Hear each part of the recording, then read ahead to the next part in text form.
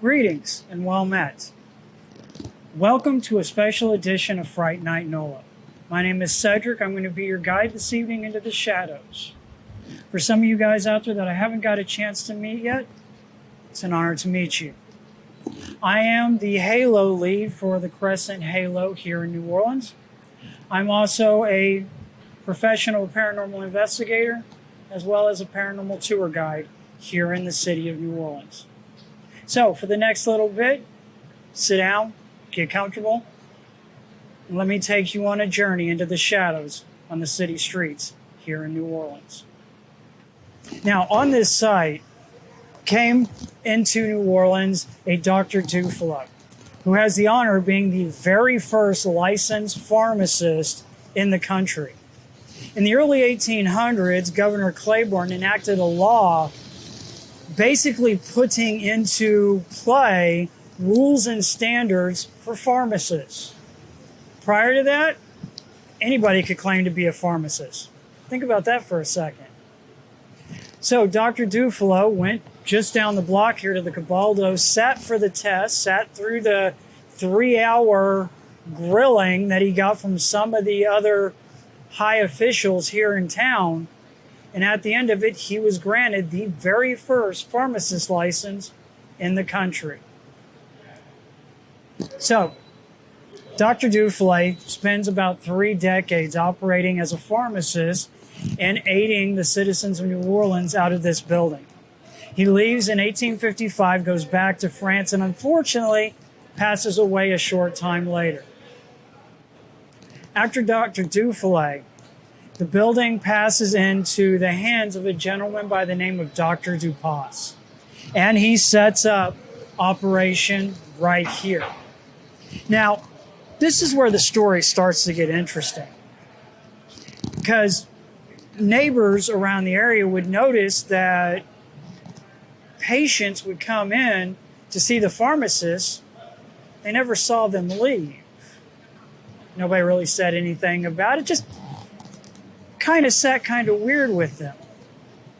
Now, a few years after Dr. Dupas passes away, starts to come into the light what was actually happening in this building.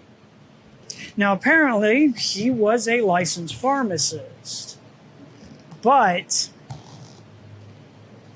he was experimenting, is a better word, on the citizens of New Orleans. He was trying different concoctions to see what they would do. Apparently, he was taking pregnant African-American women up on the 2nd floor and was feeding them different mixtures of medicinal herbs and poisons to see what would happen. A lot of times ending up either having a stillborn birth or killing the baby and the mother. There were other patients that he would kill with these concoctions. Now, it came to light rather rapidly that he was burying these patients in the middle courtyard. There's also, from the 2nd floor down the carriageway right over here, you can to this day still see the green doors in the floor that would open up so he could drop the bodies down into a waiting wagon to be taken off somewhere else to be disposed of. Now, this all came to light, unfortunately, after he passed away. And they were doing some gardening in the center courtyard. All of those unfortunate patients that he had been experimenting on for years, when their remains were found, the story started to come to light. Now, as that story comes to light, the locals that live around here started putting 2 and 2 together and realized there was something to all of those people they saw go in and they never saw come out. So as these remains were found in the center courtyard, it very rapidly came to light the horrors that were going on in the shop behind me. And all those neighbors who had a question mark that they saw people go in and they never saw them come out, now they had their answers. Now today, this is the New Orleans Pharmacy Museum. It is set up as a turn-of-the-century 1800s pharmacy. And it's actually a really cool place to come and check out. But while you're here, pay close attention, because multiple people have reported, one, hearing the sound of crying up on the second floor, hearing the sound of children, babies crying. People have also reported seeing a gentleman in 18th century kind of suit wearing a white lab coat walking in and amongst the displays that are here, checking on things. Just keep in mind, ladies and gentlemen, Dupas passed away before any of this ever came to light. So he never paid one single day for the horrors and the people's lives that he took on this location. Now, while you're here visiting with us in the city of New Orleans, get a chance, stop by the Pharmacy Museum. It is open during the pandemic. You'll also notice while you're here visiting with us and here in the video, the water inside the globes and the windows is colored red.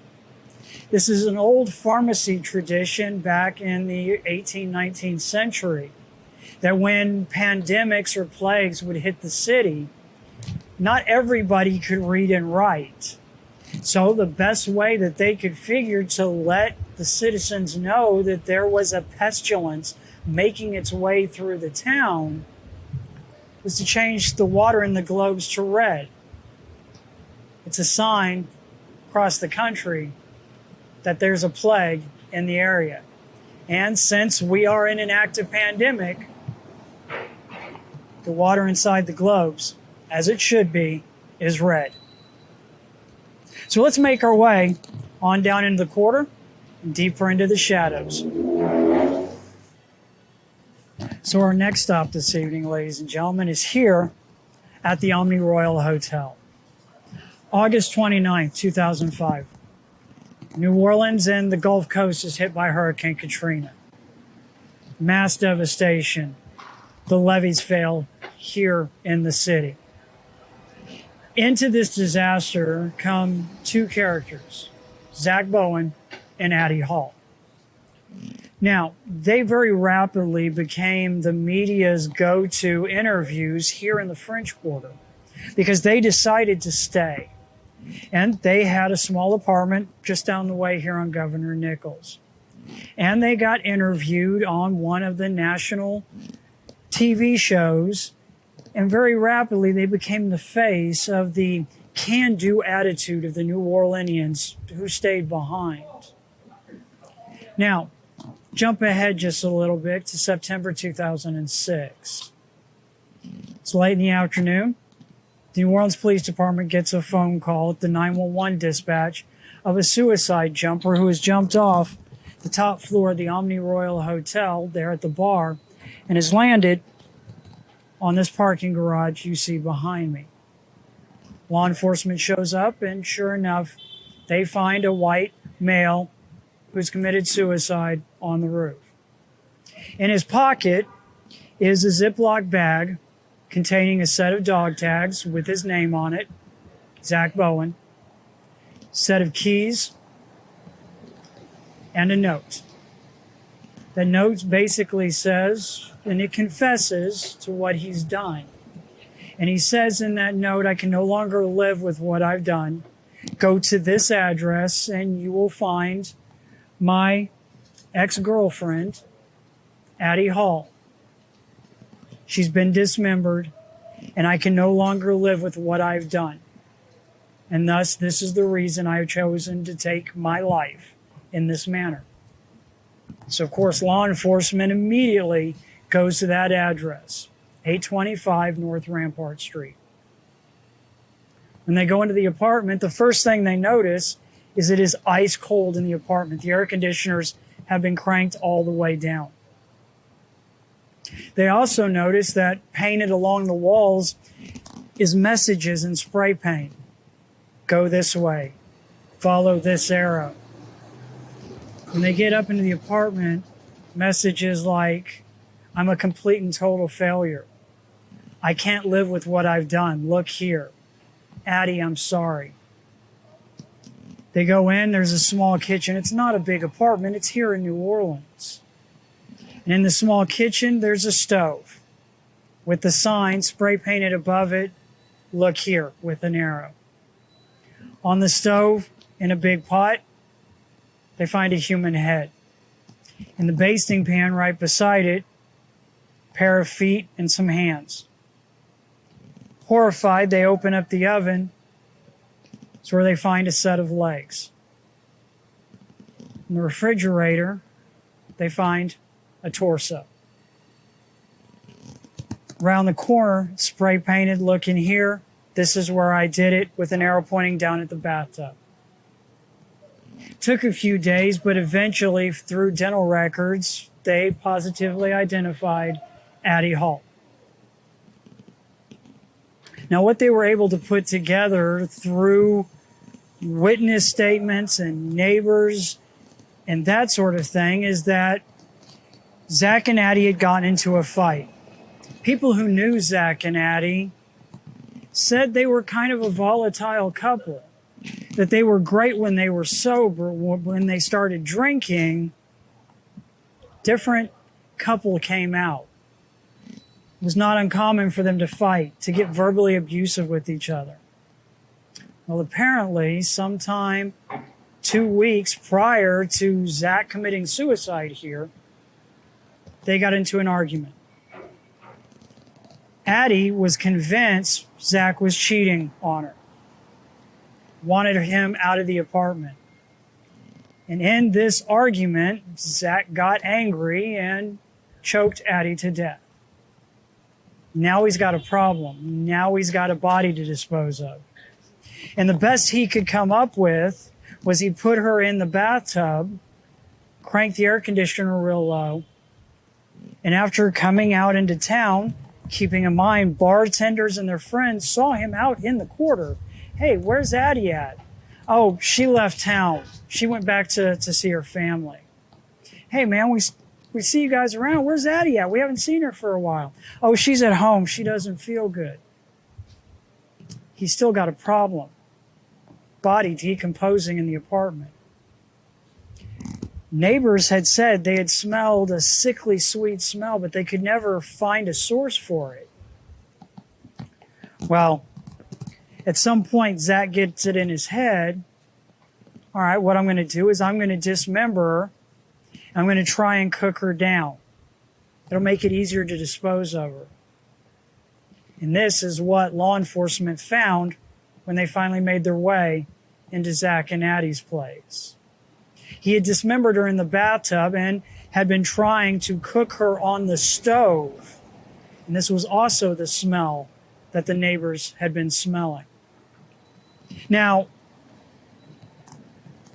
reports have come out that Zach was going to cannibalize Addie. According to the coroner's reports, there's no evidence of that. And you guys might be understanding a little bit why I'm a little bit hesitant to be telling this story. Because as tour guides, when we tell true crime stories, especially this one, this wasn't that long ago. Zach and Addie's friends are still here in the quarter. Hell, I'm still friends with guys here in the quarter who knew Zach and Addie. So it's out of a little respect that we try and tell this story, because the story needs to be told. That history needs to be told. Hell, Zach and Addie need to be remembered. I guess it's also a story of what can happen when problems go unsolved. Because, see, Zach was a Desert Storm veteran, United States Army, HUA, suffering from PTSD from the first Gulf War. There was also alcohol and drugs involved, and there was domestic violence. Nobody ever said anything. So maybe if nothing else good comes out of this story, maybe it serves as a warning. Now, as a paranormal investigator, we know that there's evidence that Addie is still attached to the house over on North Rampart Street, that she can never leave. And I'm a personal witness to some of the paranormal activity that happens here at the Omni Royal Hotel. People will take pictures shooting up the street at the spot where Zach jumped off of to catch in their photographs. It looks like a blue image about midway down the building.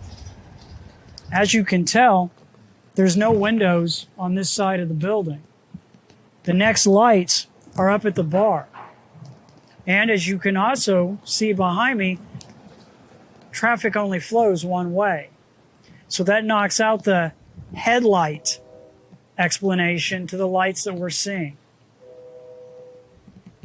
So, when you come down here to visit with us and you walk by the Omni Royal Hotel, take just half a second and think about Zach and Addie.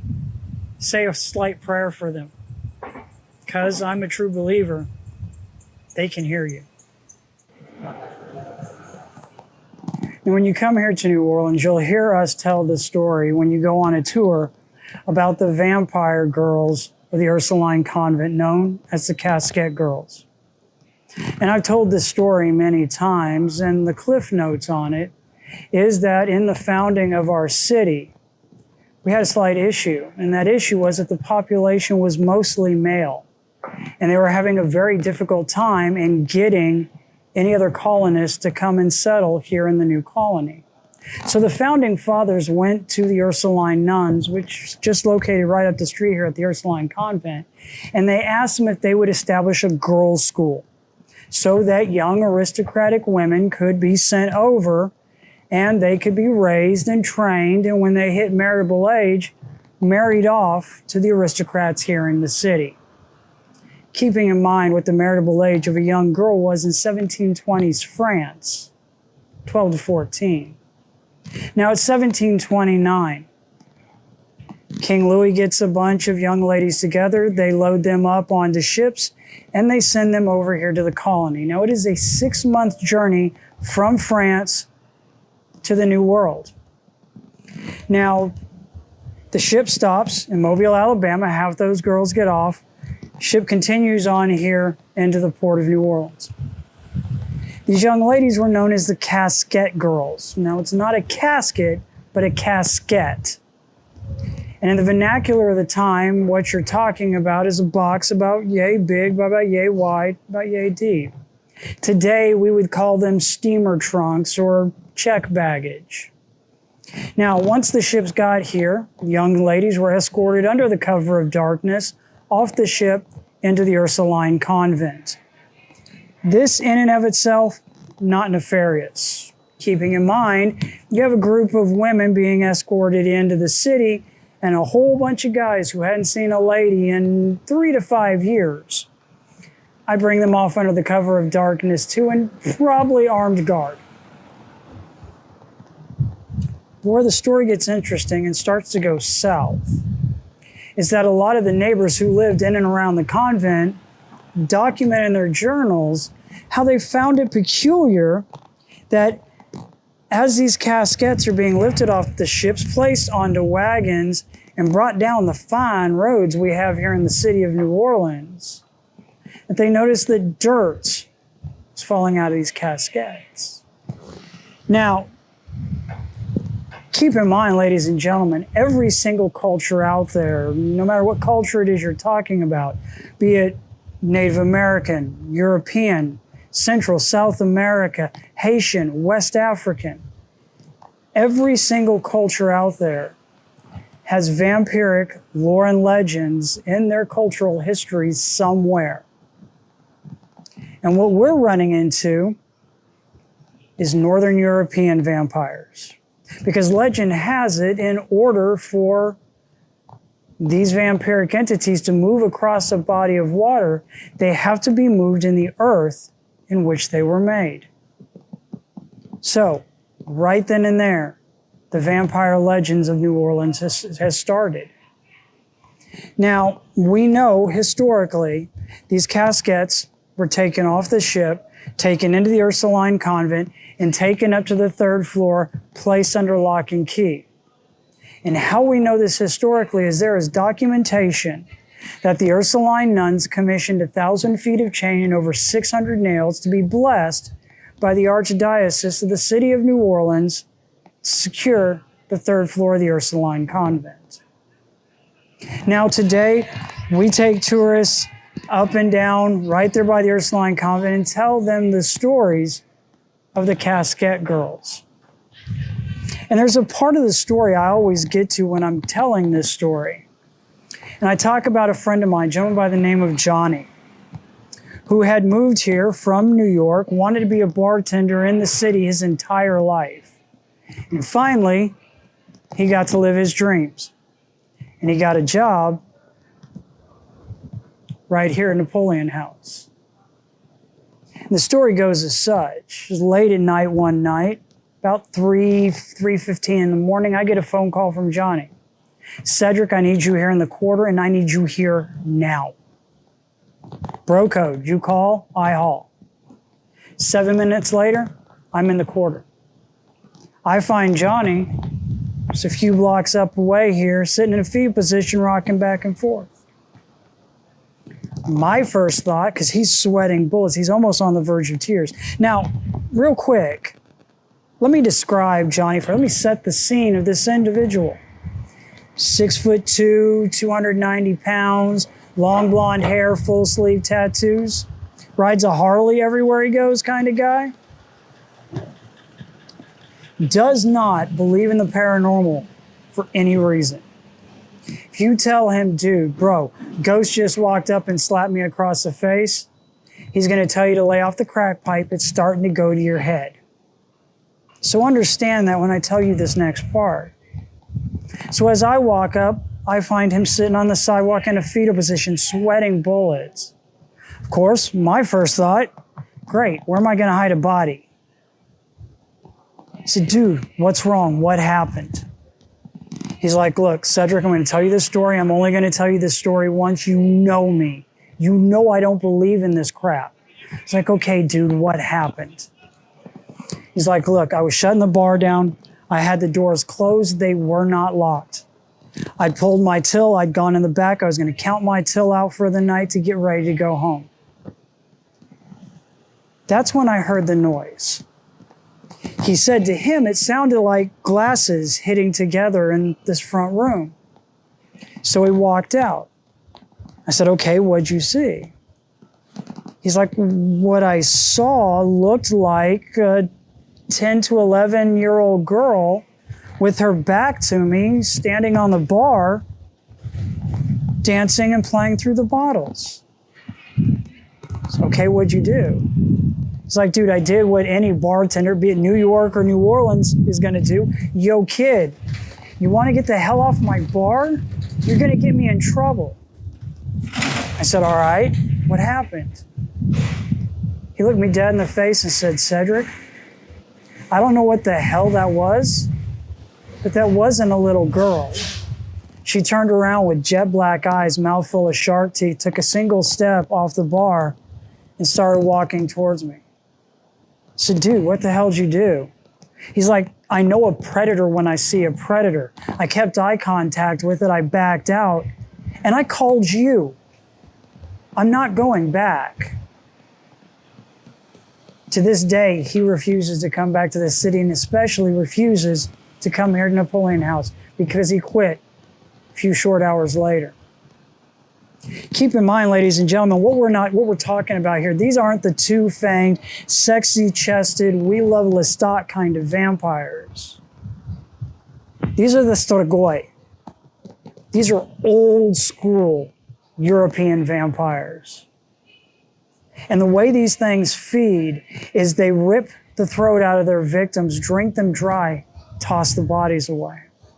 Now, I can hear you thinking it. Come on, Cedric. You gonna honestly stand there and tell us that you believe that there are ancient vampires that hunt on the city streets of New Orleans to this very day? Damn straight I am. And this is why. from 1729, when the Casket girls got here, to just a few weeks ago. We get bodies washing up in the Mississippi, shoved in the bushes or shoved in a dumpster with their throats ripped out and over 80% of their blood volume missing. Now, for just a second, I'm going to step back from storyteller to my old profession as a firefighter medic. And I'm going to tell you that it is physically impossible for a human being on their own to bleed out more than 60% of their blood volume. What do I mean by that? If I walk up to somebody, I cut them across the throat in the carotid artery, they fall head down in the gutter. They're only going to bleed out 60% of their blood volume before the heart stops pumping, the blood stops flowing. To get any more than that, it has to be manually removed somehow. Having said that, I can also hear you guys thinking, come on, dude. If you had something hunting like that on the city streets of New Orleans to this very day, we would have heard about it across the country, around the world even. Fair. But riddle me this. You, there, sitting on your couch. You're the city of New Orleans. You over there in the recliner. You're the Archdiocese of New Orleans. Your entire economic base relies on one thing: tourism. You gonna let it out you got something hunting on the city streets of New Orleans? I think not. Now, I'm gonna give you guys the pieces of advice I was given when I moved here over a decade ago. Take them or leave them, my gift to you. If while you're here visiting with us, do not forget what city you're in. Do not walk through this quarter with your head in your cell phone, not paying attention to what's going on around you. We are the missing person capital of the United States for a reason. And number two, and they were dead serious, and so am I. If while you're here, you walk by the Ursuline Convent, there on Ursuline and Charters, and any one of those third floor dormer windows are open, don't be there. Because you won't find a local for any direction for at least 4 blocks. And trust me, ladies and gentlemen, every tour company in the city stops there and does their tours. Because if those windows are open, it means the vampires are out hunting, and we're not going to chance it. So, I just wanted to stop here at Napoleon House to put an actual place and location on the part of the story so many people have heard me talk about when telling the story of the vampires of the Ursuline Convent. Now, as we make our way towards House of Blues, I want to dive off into a little Endless Night history. So I want to dive off into a little bit of history that's near and dear to our hearts. It's 1992. Father Sebastian plays his very first Vampire the Masquerade game. 1993. Father Sebastian gets his very first set of fangs with Lady Dawn for his high school prom. 1994. Sebastian is approached by a promoter for Limelight, the hottest club in New York City at the time, and is asked to help with the guest list for the club. At the same time, Sebastian makes an acquaintance with an oral surgeon who is willing to take him as an apprentice and teach him the art of fangsmithing. He apprentices for 18 months. December 1994, Father Sebastian makes his first sets of fangs for Lady N. 1995, Sebastian gets an invite through a fang client to come down to New Orleans to the Mibnock Halloween Ball, hosted by Anne Rice and the Anne Rice Fan Club. This inspires him to start cooking the idea for what would eventually become Endless Night. January 28th, 1996, Father Sebastian hosts the very first New York City vampire ball at the Bank nightclub. July 28th, 1996. Sebastian meets club mogul Peter Gatien of Limelight fame and rents out the entire club there at Limelight and throws the largest vampire ball to date with 2,400 guests. Not long after the ball is thrown, unfortunately, Limelight will be closed in the fallout and after effects of the Michael Alec murder case, which was made famous by the movie Party Monsters. Later that year in 1996, Father Sebastian meets master metalsmith Dredrenin, and they start discussing and putting plans together for what eventually become the Legacy Ankh. 1997, Sebastian throws the first long black veil at Mother's nightclub. 1998, Father Sebastian holds the very first New Orleans vampire ball just a block over at the Omni Royal Hotel. 2005, really rough year for all of us. That year we lose Dredrenin. August 29th that year, Hurricane Katrina slams into the Gulf Coast. The levees fail, the city floods. All endless night operations are put on hold. Sebastian is able to still do a vampire ball in the city of New York. We're on hold here in the city. 2007, Endless Night returns to the city of New Orleans. It's held just around the block right over here at the Conti Wax Museum. 2008, Endless Nights finally returns to its current home at the House of Blues.